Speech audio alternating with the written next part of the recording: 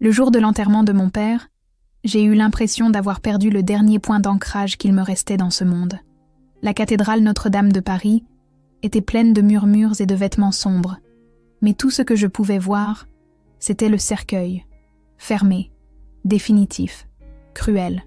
Une pluie fine tombait dehors, comme si même le ciel pleurait sa perte. Papa avait été mon bouclier contre le chaos que ma mère avait apporté dans ma vie après son second mariage. Avec lui, ma dernière protection s'en était allée. La seule chose qui restait était son héritage.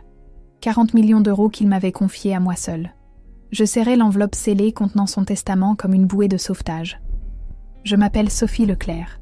J'ai 32 ans et jusqu'à ce jour, j'avais vécu dans l'ombre de mon père, travaillant dans son domaine viticole au cœur de la Bourgogne. Je n'avais jamais été aussi ambitieuse qu'il l'aurait souhaité, mais il m'avait toujours respectée. C'était peut-être pour cela qu'il avait décidé de tout me laisser. Tu es la seule à comprendre la valeur des choses, pas seulement leur prix, m'avait-il dit lors de notre dernière conversation, tandis que la maladie le consumait lentement dans son lit à l'hôpital Saint-Louis. Après la cérémonie, alors que les invités se dispersaient sur le parvis de l'église, ma mère, Claire, s'approcha de moi. Elle portait un tailleur noir parfaitement repassé et un collier de perles que papa lui avait offert des années auparavant, avant que tout ne s'écroule. Son visage était serein mais froid. Elle ne me demanda pas comment j'allais. Au lieu de cela, elle commença un discours calme, presque préparé, sur mon demi-frère, Marc. « Il a besoin d'une opportunité », dit-elle, sa voix contrôlée comme toujours. « L'argent de ton père pourrait l'aider à lancer cette entreprise technologique dont il parle depuis des années. Après tout, c'est la famille. » Ces mots se tordirent dans ma poitrine. Marc ne m'avait jamais traitée comme une sœur. J'étais plus un obstacle sur son chemin vers le confort. Il était entré dans ma vie il y a 15 ans, quand j'avais 17 ans, et que ma mère avait décidé que le riche homme d'affaires viticole, Bernard Duval, n'était plus suffisant pour ses ambitions. Elle était tombée amoureuse de Philippe Dubois, un avocat parisien avec un fils arrogant et une villa sur la Côte d'Azur. Je suis sûre que ton père aurait voulu que la famille reste unie, même après son départ, continua-t-elle, regardant la bague de fiançailles que Philippe lui avait donnée, comme si elle était plus importante que le mariage de 20 ans qu'elle avait eu avec mon père. Je secouai la tête, réticente à déshonorer les dernières volontés de papa. Ce n'est pas ce qu'il a écrit dans son testament, maman. Tu sais qu'il voulait que l'entreprise reste intacte, que je continue son travail. Ses yeux s'assombrirent instantanément. Ne sois pas égoïste, siffla-t-elle. Cet argent n'est pas seulement le tien, c'est ton devoir de soutenir cette famille. Ce mot, famille, me brûlait, parce que je savais exactement qui elle désignait par ce terme. Je te demande juste d'y réfléchir, ajouta-t-elle, adoucissant son ton. Marc a du talent, il pourrait transformer cette vieille cave en quelque chose de moderne, d'international. Cette vieille cave a remporté des prix internationaux pendant 20 ans, maman, répondis-je, sentant la colère monter. C'est l'héritage de papa. Philippe s'approcha, entourant les épaules de ma mère d'un bras. Sophie, ma chère, nous sommes tous bouleversés. Peut-être en parlerons-nous la semaine prochaine, plus calmement. Son sourire professionnel n'atteignait pas ses yeux. Je le connaissais assez bien pour savoir qu'il calculait déjà combien il pourrait gagner si Marc mettait la main sur l'entreprise. Je m'éloignais, me dirigeant vers la voiture où m'attendait Chloé, ma meilleure amie d'enfance et la seule personne en qui j'avais entièrement confiance. « Comment ça s'est passé ?» me demanda-t-elle, allumant le moteur de sa petite citadine. « Comme prévu, » répondis-je, regardant les rues de Paris défiler par la fenêtre. « Ils veulent l'argent. Et toi, qu'est-ce que tu vas faire ?» Je regardais l'enveloppe que je serrais toujours. Ce que papa voulait, protéger ce qu'il a construit.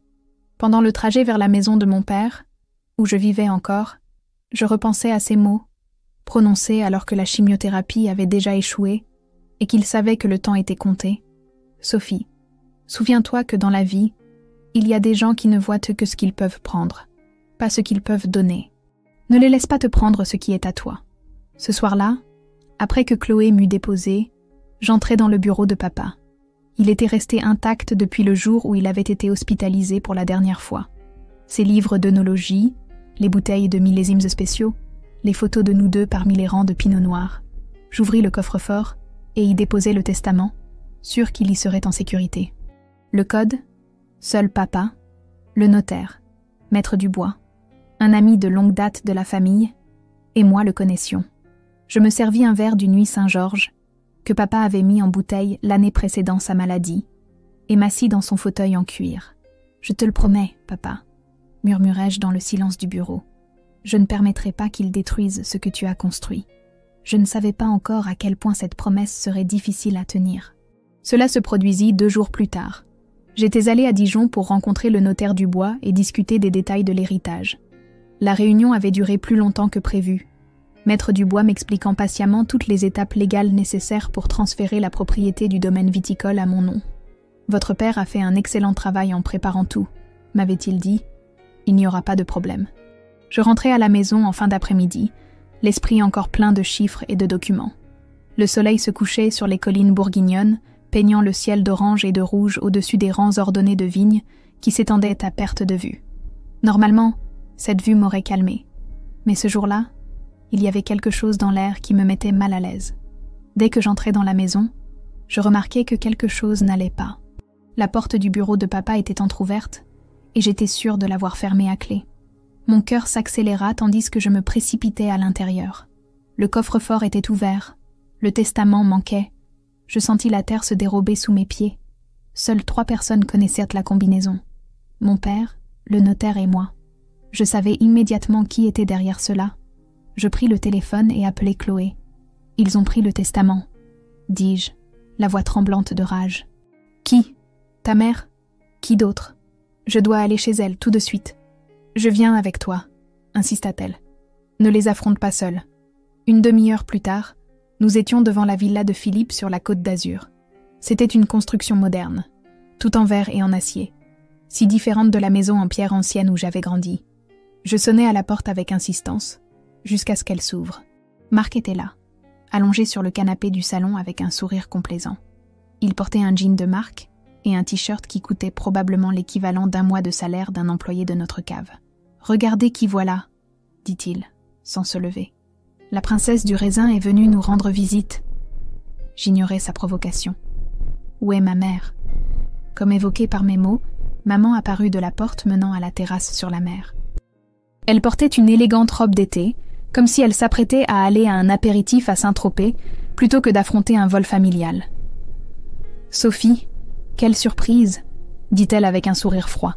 « Et tu as aussi amené Chloé. C'est toi qui as pris le testament, » l'accusai-je directement, sans perdre de temps en fioritures. Elle ne broncha pas. « J'ai pris ce qui est à moi, » répondit-elle. « Tu n'aurais pas fait la bonne chose, alors je l'ai faite pour toi. » Elle n'eut même pas un tremblement. Marc se leva et se posta derrière elle, les bras croisés, savourant le moment. « Je ne permettrai pas que tu gaspilles la fortune de mon ex-mari dans n'importe quelle bêtise que tu as planifiée, » continua-t-elle. « Tu dois quelque chose à cette famille. » Je restai immobile, incapable de croire à ce qui se passait. Elle avait violé ma vie privée, volé quelque chose de sacré, et elle cherchait à le justifier comme si c'était moi qui étais déraisonnable. Chloé me posa une main sur l'épaule, comme pour me donner de la force. « Tu n'as pas le droit de réécrire les volontés de papa, » dis-je entre mes dents. Mais elle rit et dit « Il n'est pas là pour m'arrêter. » « Mais moi, si, » intervint une voix depuis la porte. C'était maître Dubois. Je n'avais pas remarqué qu'il nous avait suivis. « Et la loi française aussi, Madame Dubois. » Ma mère pâlit légèrement. « Cela ne vous regarde pas, maître. »« Au contraire, » répondit-il avec un calme professionnel. « En tant que notaire de confiance de Monsieur Leclerc, il est de mon devoir de m'assurer que ses dernières volontés soient respectées. Et ce que vous venez d'admettre est un crime très grave. » Philippe apparut soudainement, comme s'il avait attendu en coulisses le bon moment pour entrer en scène. « Il n'y a pas besoin de dramatiser, Dubois. Nous sommes tous des adultes ici. Nous pouvons trouver un accord. »« Quel genre d'accord ?» demandai-je, croisant les bras. Philippe sourit, tout en dents blanches et fausse cordialité. « Sophie, ma chère, ton père était un homme d'affaires brillant. Il savait la valeur de la diversification. Marc a des idées innovantes qui pourraient propulser l'entreprise vers l'avenir.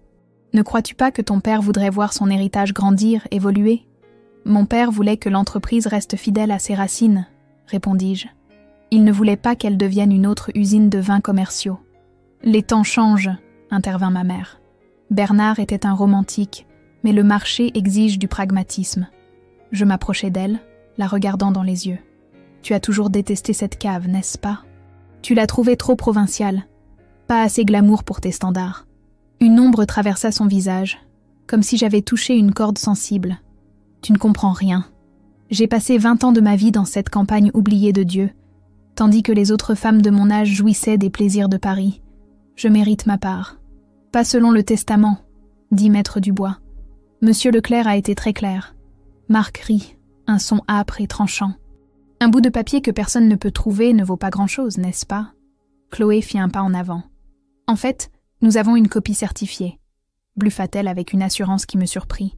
Et nous avons aussi les enregistrements des caméras de sécurité qui montrent votre mère entrer dans la maison de Sophie sans permission. Il n'y avait pas de caméra, mais ma mère ne pouvait pas le savoir. Son visage se crispa dans une expression de panique momentanée. « Rendez-nous le testament, dis-je, et nous pourrons oublier cette triste histoire. »« Ou quoi ?» défia Marc. « Tu vas nous dénoncer? La fille qui envoie sa mère en prison? Quel scandale ce serait pour ta précieuse entreprise viticole ?»« Si nécessaire, oui, » répondis-je, me surprenant de la fermeté de ma voix. Il y eut un long moment de silence. Je pouvais presque voir les rouages tourner dans l'esprit de ma mère, tandis qu'elle calculait ses options. Finalement, elle fit un signe à Philippe, qui disparut un instant et revint avec une chemise. « Tiens, » dit ma mère en la lançant. « Non pas que ça change quelque chose. Je contesterai ce testament en justice. Il y a des jours où Bernard était tellement sous sédatif qu'il ne savait même pas où il se trouvait. Qui peut dire s'il était en pleine possession de ses facultés mentales quand il a signé? Je pris la chemise et vérifiai qu'elle contenait le document original. « Merci de m'avoir épargné la peine d'une plainte, » dis-je. « Mais si tu tentes de contester le testament, je t'assure que chaque médecin et infirmière qui a assisté papa témoignera de sa lucidité. » Alors que je me tournais pour partir, Marc m'attrapa le bras. « Ça ne finit pas là, petite sœur, » siffla-t-il. « Cette cave devrait être autant la mienne que la tienne. » Je me libérai de sa prise. « Tu n'as jamais été intéressé par le vin, Marc. Seulement par l'argent qu'il pouvait rapporter. Et c'est exactement pourquoi papa ne t'a rien laissé. » Nous quittâmes la villa avec le testament en sécurité dans mon sac, mais je savais que la bataille ne faisait que commencer. En voiture, Chloé me regarda, inquiète. « Tu penses qu'ils vont abandonner ?» Je secouai la tête, regardant le lac qui scintillait sous le soleil couchant. Non, ce n'est que le début. Cette nuit-là, je ne réussis pas à dormir. Je n'arrêtais pas de réentendre la voix de mon père dans ma tête, me rappelant ces mots lors de notre dernière conversation. Ne fais confiance à personne d'autre qu'à la vérité. Je me tournai et me retournai dans le lit de ma chambre d'enfance, observant les ombres que les branches des oliviers projetaient sur le plafond à travers la fenêtre ouverte. L'air sentait le romarin et la terre sèche, des odeurs qui m'avaient toujours réconfortée. Mais cette nuit-là, même les parfums familiers de la Provence ne parvenaient pas à me calmer. À l'aube, je me levai, incapable de supporter plus longtemps l'insomnie. Je préparai un espresso fort et m'assis sur la terrasse qui donnait sur les vignobles. Le soleil commençait à peine à colorer de rose et d'or les collines, illuminant les rangs ordonnés de vignes qui s'étendaient jusqu'à l'horizon. C'était ce que mon père avait aimé plus que toute autre chose au monde. Cela et moi. Je pris le téléphone et appelai Maître Dubois. Répondre au téléphone à 6 heures du matin ne sembla pas le surprendre. « Sophie, je me doutais que vous appelleriez. J'ai besoin de savoir quoi faire, » dis-je sans préambule. Ma mère ne va pas abandonner. Il y eut un moment de silence. Venez à mon cabinet à Dijon à 10 heures. J'amènerai aussi l'avocate Moreau. Il est temps de passer à la contre-attaque. J'arrivai à Dijon quelques minutes en avance. Le cabinet du notaire se trouvait dans un ancien immeuble près du Palais des Ducs, avec de hautes fenêtres et des parquets de marbre qui avaient vu passer des siècles d'histoire bourguignonne. Maître Dubois m'accueillit avec un sourire fatigué. « Sophie, je vous présente l'avocate Moreau, » dit-il, désignant une femme d'âge moyen avec des lunettes à monture rouge et un tailleur gris impeccable. « Enchantée de vous connaître, mademoiselle Leclerc, » dit l'avocate, me serrant la main d'une prise ferme. Maître Dubois m'a expliqué la situation. « Êtes-vous prête à faire ce qui était nécessaire ?» J'acquiesçai, même si je n'étais pas sûre de ce que cela impliquait exactement. « Bien, » continua-t-elle, ouvrant un dossier sur la grande table en chêne. « Votre père était un homme prévoyant. Non seulement il a laissé un testament clair, Mais il a également enregistré une déclaration vidéo 2 semaines avant de mourir, dans laquelle il exprimait ses dernières volontés et expliquait pourquoi il avait pris certaines décisions.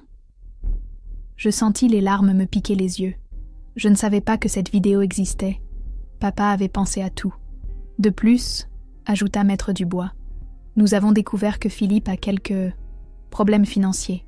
Son cabinet d'avocat perd des clients et il a des dettes importantes. Cela explique beaucoup, murmurai-je, pensant à quel point ils étaient désespérés de mettre la main sur l'héritage. L'avocate Moreau posa quelques documents sur la table. Voici ce que nous allons faire. D'abord, nous présenterons une mise en demeure formelle à votre mère et à Monsieur Dubois, leur intimant de cesser toute tentative d'interférer avec l'exécution du testament. Ensuite, si nécessaire, nous procéderons à une action en justice pour tentative de vol et violation de domicile. Je regardais les documents sans vraiment les voir. Je ne voulais pas en arriver là, dis-je doucement. Je sais, répondit gentiment Maître Dubois. Votre père espérait que la famille pourrait rester unie malgré tout, mais il y a des moments où il faut prendre position. Je signai là où ils m'indiquèrent et sortis du cabinet avec un étrange calme dans la poitrine. Je savais ce que je devais faire. Au lieu de rentrer directement chez moi, je décidai de passer par le domaine Leclerc, le siège principal de l'entreprise familiale. C'était une structure du XVIIIe siècle, avec des murs de pierre épais et une cave souterraine où vieillissaient nos meilleures bouteilles.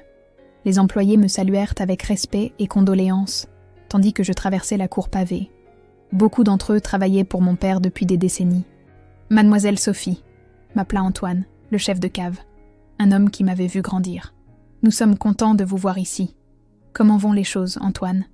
Il haussa ses épaules massives. « Le travail continue, comme votre père l'aurait voulu. Les vendanges de cette année promettent bien. » J'acquiesçai, sentant un poids se soulever légèrement de mes épaules. La vie continuait, indépendamment des drames familiaux. Y a-t-il eu quelqu'un qui a posé des questions sur l'entreprise? Sur les affaires? Antoine fronça les sourcils. Monsieur Marc est venu hier. Il a demandé à voir les livres de comptes, mais je lui ai dit qu'il devrait en parler avec vous. Il n'avait pas l'air très content. Je remerciai Antoine et continuai ma visite. Chaque recoin de l'entreprise contenait des souvenirs.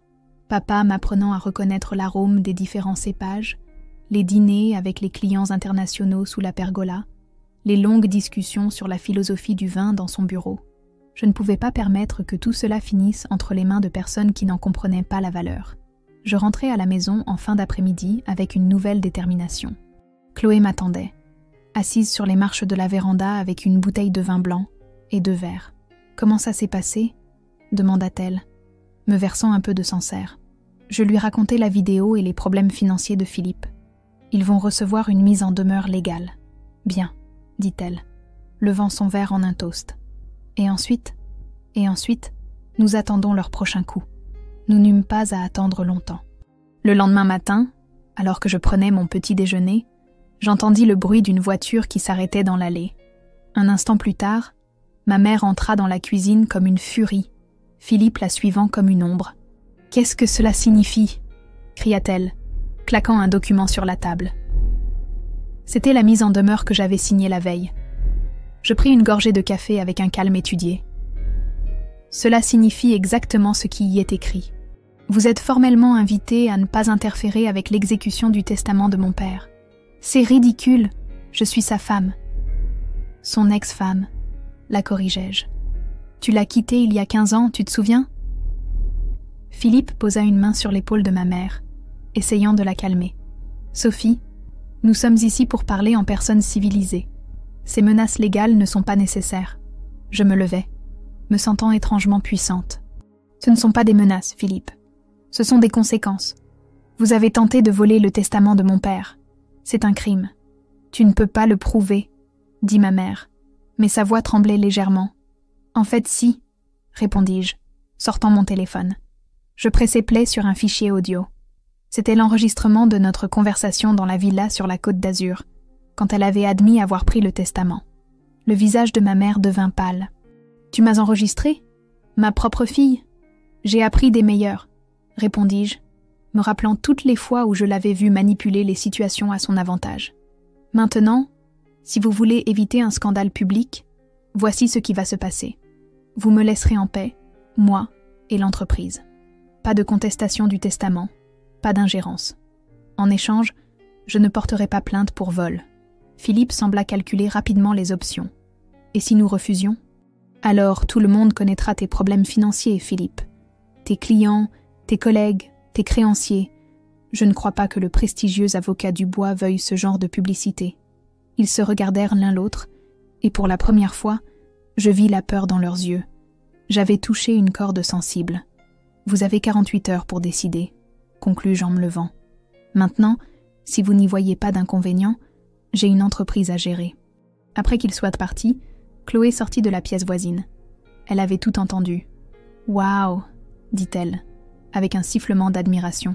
« Je ne savais pas que tu avais tant de sang-froid. » Je me laissai tomber sur une chaise, tremblant maintenant que l'adrénaline retombait. Moi non plus. « Tu penses qu'ils vont abandonner ?» Je regardai par la fenêtre, vers les vignobles qui s'étendèrent jusqu'à l'horizon. Je ne sais pas. Mais pour la première fois, je crois que je suis prête à livrer toutes les batailles qui viendront. Les 2 jours suivants se passèrent dans un limbo d'attente. Je n'eus de nouvelles, ni de ma mère, ni de Philippe. Le silence était plus inquiétant que n'importe quelle menace. Le matin du 3e jour, alors que je vérifiais mes emails dans le bureau de papa, j'entendis le bruit d'une voiture qui s'arrêtait dans l'allée. C'était Marc, seul. « Je peux entrer ?» demanda-t-il, sans le sarcasme habituel dans la voix. J'hésitai, puis fis un pas en arrière pour le laisser passer. Je le conduisis dans le bureau, gardant le bureau entre nous comme une barrière. « Je suis venu te dire que ma mère et mon père ont décidé de ne pas contester le testament, » dit-il, regardant autour de lui avec curiosité. Non pas par peur de tes menaces, mais parce qu'ils ont conclu que ça n'en valait pas la peine. « Vraiment ?» demandai-je sceptique. Il haussa les épaules. « Bon, peut-être que tes menaces ont un peu aidé, mais je voulais te parler moi-même. » « De quoi ?» Marc s'assit sans y être invité. « Je veux te proposer un accord. Pas sur l'argent ou la propriété. Sur autre chose. » Je regardais Marc avec méfiance, me demandant ce qu'il tramait. Il ne s'était jamais intéressé à autre chose que l'argent ou le statut social. « Quel genre d'accord ?» demandai-je, gardant un ton neutre. Marc se cala sur sa chaise, soudain mal à l'aise. Je ne l'avais jamais vu comme ça. D'habitude, il n'était que bravade et arrogance. « Je veux travailler dans l'entreprise, » dit-il enfin. Pas comme propriétaire, mais comme employé. Dans le marketing, peut-être. Je restai bouche bée. « Tu veux travailler ici ? Pourquoi ?» Il passa une main dans ses cheveux parfaitement coupés. « Parce que je suis fauché, d'accord ? Mon père a perdu beaucoup d'argent dans de mauvais investissements. Ses revenus ont chuté drastiquement. La villa est hypothéquée jusqu'au cou. Et moi ? » Il déglutit visiblement. Je n'ai jamais rien accompli de concret dans ma vie. Sa confession me prit complètement par surprise. Marc, qui avait toujours affiché richesse et succès, était en réalité un château de cartes prêt à s'effondrer. « Et ta mère le sait ? Que tu es venu me demander un travail ?» Il secoua la tête. « Elle pense que j'essaie de te convaincre de me céder une partie de l'entreprise. Si elle découvrait que je supplie pour un poste d'employé, elle mourrait de honte. » Je ne pus m'empêcher de rire. « Tu me demandes de t'embaucher et de garder le secret avec ta mère, après tout ce que vous avez fait ?» Il acquiesça lentement. « Je sais que ça semble absurde, et je sais que nous n'avons jamais eu de bonnes relations. Mais j'essaie de changer, Sophie. Vraiment. » Je l'observais attentivement, cherchant des signes de tromperie. Mais pour la première fois depuis que je le connaissais, Marc semblait sincère, désespéré, mais sincère. « Pourquoi le marketing ?» demandai-je. « Je sais comment vendre les choses, » répondit-il avec un haussement d'épaule. « C'est la seule chose dans laquelle je suis vraiment bon. Et votre entreprise a un excellent produit, mais une mauvaise stratégie marketing. Vous êtes resté bloqué dans les années 90. » Il avait raison, et je le savais. Papa avait été un producteur exceptionnel, mais il n'avait jamais beaucoup investi dans la promotion. Il restait ancré aux anciennes méthodes, aux relations personnelles avec les restaurateurs et les distributeurs. « Si je t'embauche, » dis-je lentement, « il y aura des conditions. Premièrement, aucune décision importante sans mon approbation. Deuxièmement, tu commenceras au poste le plus bas du département marketing et tu devras mériter chaque promotion. Troisièmement, au premier faux pas, tu es viré. » Marc acquiesça à chaque point. « Ça me semble juste. » Et quatrièmement, ajoutai-je, tu devras dire la vérité à ta mère. Je ne veux pas de secret ou de mensonge. Si tu travailles pour moi, tout doit être à la lumière du jour. » À cela, il hésita. Elle ne comprendra pas. Elle pense toujours que je deviendrai un grand avocat comme mon père. Alors il est temps qu'elle découvre qui tu es vraiment, répondis-je. Tu ne peux pas vivre éternellement en essayant de satisfaire ses attentes. Marc sembla réfléchir intensément, comme s'il menait une bataille intérieure. Finalement, il soupira profondément. « D'accord, » dit-il. « Je lui parlerai aujourd'hui même. » Dès que Marc sortit, j'appelai Chloé pour lui raconter la rencontre surréaliste. « Je n'arrive pas à y croire, » dit-elle. « Tu penses qu'il est sincère ? » « Je ne sais pas, » répondis-je honnêtement. « Mais s'il y a ne serait-ce qu'une chance qu'il essaie vraiment de changer, je veux lui donner cette opportunité. » Le lendemain, alors que j'arrangeais quelques documents dans le bureau de papa, j'entendis des cris provenant de l'allée. Je me penchai à la fenêtre et vis ma mère gesticuler furieusement devant Marc, le visage tordu de rage. Il baissait la tête, encaissant la tempête. Je descendis rapidement les escaliers et sortis les affronter. « Comment as-tu pu t'humilier ainsi ?» criait ma mère. « Implorer un travail à ta sœur ? Tu as idée de ce que ça me fait passer pour qui ?»« Voilà le problème, maman, » répondit Marc d'une voix fatiguée. « Tu penses toujours à ton apparence, jamais à ce que nous sommes réellement. » Je m'approchai lentement. « Que se passe-t-il ici ?» Ma mère se tourna vers moi, les yeux pleins de fureur. « Toi, tu as manipulé mon fils contre moi. Je n'ai rien fait de tel, » répondis-je calmement. Marc est venu me voir de sa propre initiative. « Impossible. Tu l'as fait chanter, n'est-ce pas ? Avec cet enregistrement ridicule ?» Marc secoua la tête. « Arrête, maman. Sophie n'y est pour rien. C'est ma décision. Je veux apprendre. Je veux construire quelque chose de mes mains pour une fois. »« Balivernes » hurla-t-elle. « Tu es un Dubois. Les Dubois ne travaillent pas pour les autres. Ce sont les autres qui travaillent pour eux. Peut-être que c'est précisément le problème. » Intervint une voix derrière nous. C'était Philippe, qui s'approchait lentement du portail. Il semblait avoir vieilli de 10 ans depuis la dernière fois que je l'avais vu. « Philippe, » dit ma mère, surprise. « Qu'est-ce que tu fais ici ?»« Je suis venu parler à Sophie, » répondit-il, me regardant directement, « et à notre fils. » Ma mère le fixa, incrédule. « Tu étais au courant de cette folie ?» Philippe acquiesça, fatigué. Non seulement je le savais, mais je l'ai encouragé. Il est temps que notre fils apprenne la valeur du travail honnête. La bouche de ma mère s'ouvrit et se referma sans émettre de son, comme un poisson hors de l'eau. Je ne l'avais jamais vu aussi désemparé. « Ah, viens, » dit Philippe, lui prenant délicatement un bras. « Laissons les jeunes parler. Toi et moi devons discuter de certaines choses. » Il la conduisit vers sa voiture, tandis qu'elle continuait de nous lancer des regards incrédules, à Marc et à moi. Quand ils furent assez loin, je me tournai vers mon demi-frère. « Qu'est-ce qui vient de se passer ?» Marc soupira. Mon père a enfin trouvé le courage de lui dire la vérité sur notre situation financière. Sa réaction a été « Eh bien, tu l'as vu. Je suis désolée, » dis-je, me surprenant de la sincérité de mes mots. Il haussa les épaules. Elle a été comme ça toute sa vie. L'apparence a toujours été plus importante que la réalité. Nous restâmes silencieux un instant, regardant la voiture de Philippe s'éloigner le long de l'allée de cyprès. « Alors » dit enfin Marc. « Quand puis-je commencer ?»« Lundi, » répondis-je.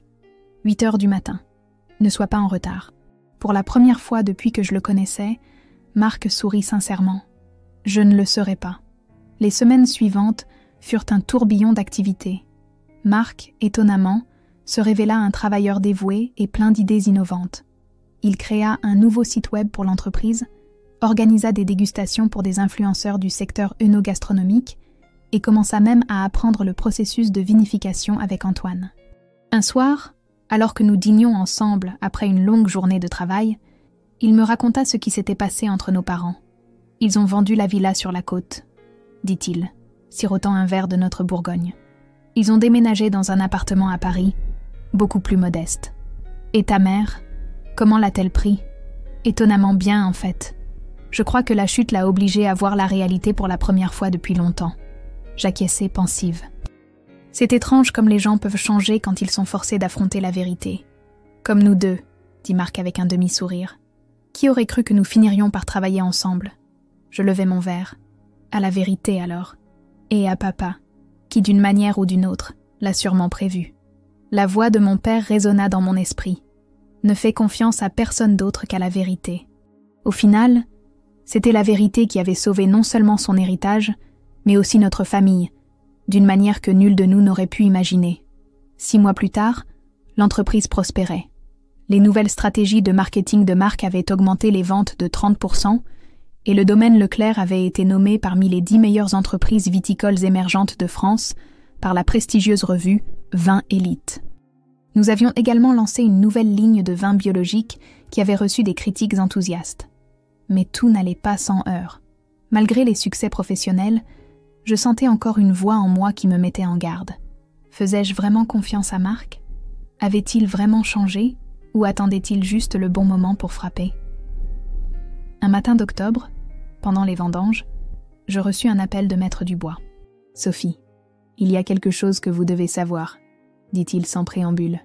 Il y a eu une demande d'accès aux documents de la société Domaine Leclerc de la part d'un cabinet d'avocats parisien, le cabinet Bernard & Associés. « Je ne connais pas ce cabinet, » répondis-je perplexe. « C'est nouveau, » expliqua le notaire. « Mais j'ai fait quelques recherches. L'un des associés fondateurs est un ancien collègue de Philippe Dubois. » Je sentis un frisson me parcourir le dos. « Vous croyez qu'ils cherchent un moyen de contester le testament ? » « Je ne sais pas, » admit-il. « Mais je voulais vous avertir. Soyez prudente. » Après l'appel, je me rendis directement au bureau de Marc. Il était penché sur son bureau, concentré sur quelques graphiques de vente. « Nous devons parler, » dis-je, fermant la porte derrière moi. Il leva les yeux, surpris par mon ton. « Que se passe-t-il » ? « Le cabinet Bernard & Associés. Cela te dit quelque chose ?» Son visage resta impassible. « Jamais entendu. Pourquoi ?» Je l'observais attentivement, cherchant des signes de mensonge. « Ils ont demandé l'accès à nos documents. Et par hasard, l'un des associés est un ancien collègue de ton père. » Marc sembla sincèrement confus. « Je n'en sais rien, Sophie. Je te le jure. Vraiment ? Parce que je trouve difficile de croire aux coïncidences. » Il se leva, contournant le bureau pour s'approcher de moi. « Écoute, je comprends ta méfiance. Mais 6 mois ont passé. Si j'avais voulu te saboter, tu ne crois pas que je l'aurais déjà fait ? » Il avait raison, et une partie de moi le savait. Mais la peur était plus forte que la logique. « Je veux te croire, Marc. Mais il est difficile de faire confiance à quelqu'un qui t'a donné tant de raisons de ne pas le faire, » compléta-t-il. « Je comprends.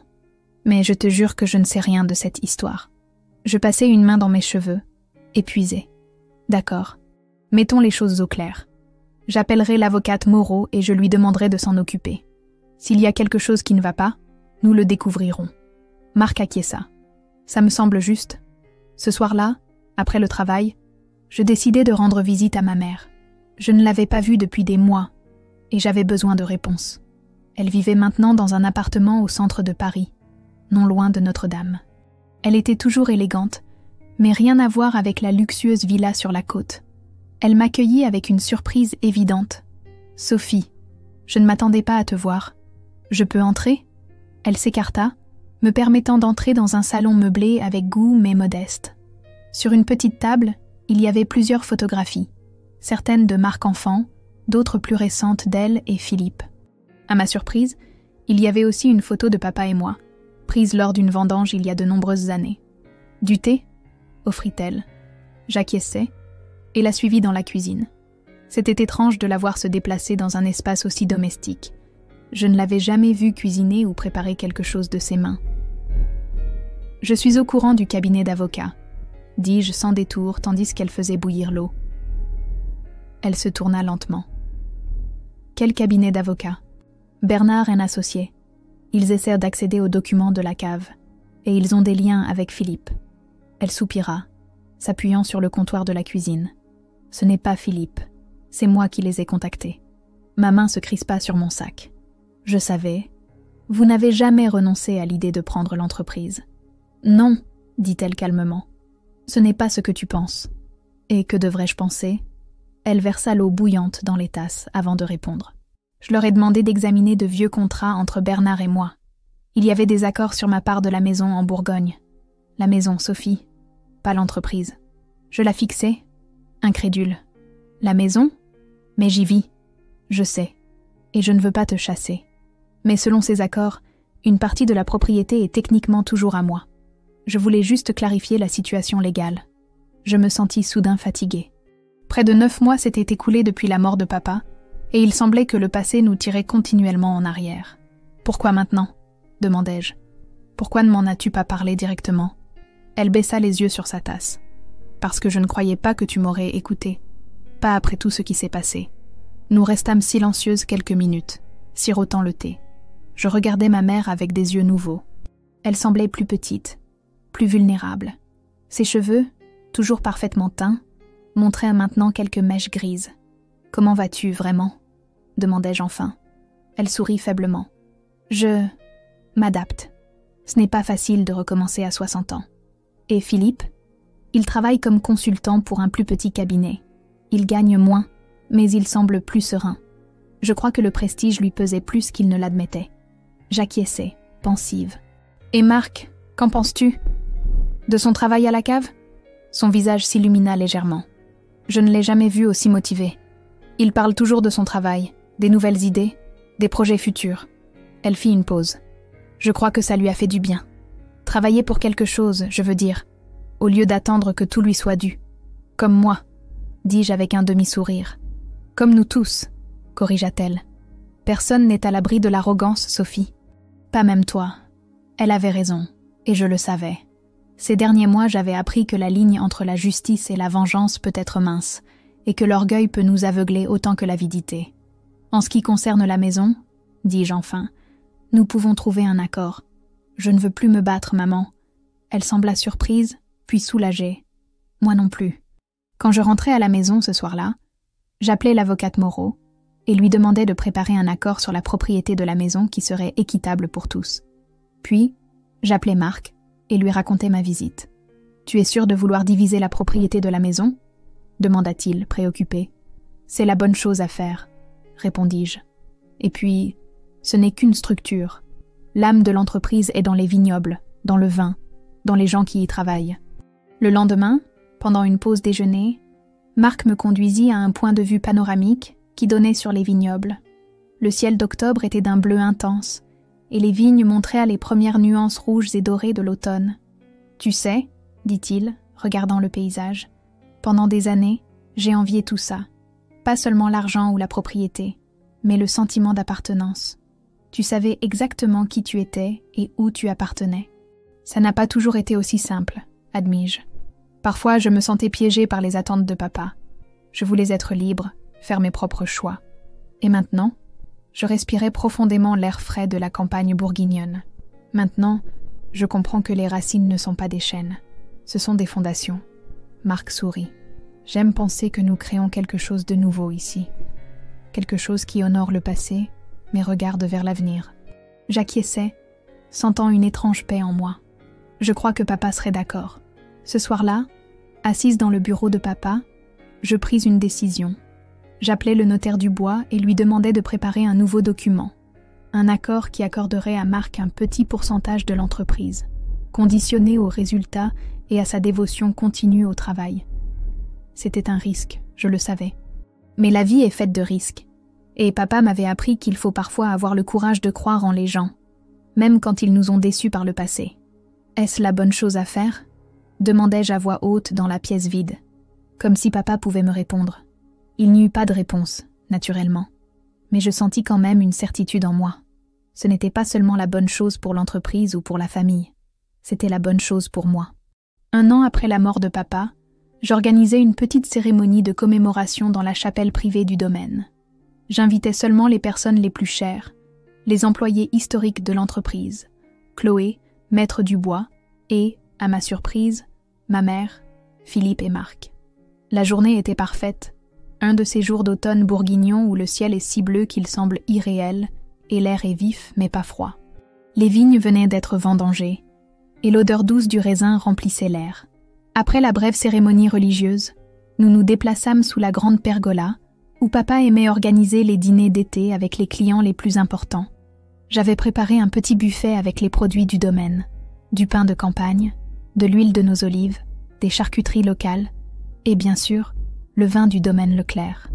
« À Bernard », dit maître Dubois en levant son verre, un homme qui connaissait la valeur de la terre et des gens, Nous trinquâmes tous en silence.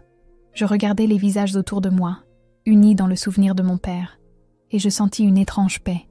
Quelque chose avait changé cette année, en nous tous. Marc s'était révélé un collaborateur précieux. Son pourcentage dans l'entreprise, bien que petit, l'avait motivé encore plus. Il avait récemment lancé une ligne de vin premium destinée au marché asiatique, avec un succès extraordinaire. Mais plus que les résultats commerciaux, c'était son changement personnel qui me surprenait. Je le voyais se lever à l'aube pour suivre la récolte, se salir les mains dans la cave, discuter pendant des heures avec Antoine sur les techniques de vieillissement. Il était tombé amoureux du vin, tout comme mon père. Ma mère semblait avoir vieilli, mais de manière digne. Elle avait vendu presque tous ses bijoux et avait commencé à travailler comme consultante pour une entreprise d'événements à Paris.